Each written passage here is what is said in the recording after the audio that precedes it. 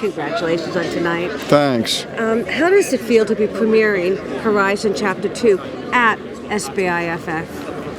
Well, I made it for the public. I made it for the world. The movies travel the world. It's very appropriate that it says, international, Santa Barbara International. I happen to be able to just roll down the road and out of bed to be here. So that's just shows how lucky I am to have to live here. But the festival celebrates films and it supports independent filmmakers, and I'm essentially an independent filmmaker. I develop. Most often I pay. So Roger Durling was really important to me. It was really important that this happened, and it did. Can you talk about crafting such an American saga? What's that? Can you talk about crafting such an American saga? Well, it just, sometimes you write till it's done. And stories come in all different shapes and sizes. And there's the short film, there's the long, and then there's the, it was a journey. And it was very difficult for me to do that journey in 2 hours.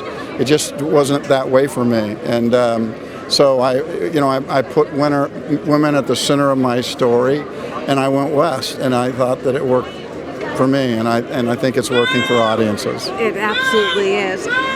You've explored the American West through your career. What fascinates you so much about it? It's big, but that it's not a land in Disneyland, that it's real. The drama was extreme. There was so much at stake for people. Left turns, right turns could be the difference between life and death. It was the land was being contested by Native Americans. They did not want to give it up, nor should they have, had to on some level. But that's how this world spins sometimes, and it spent badly for them.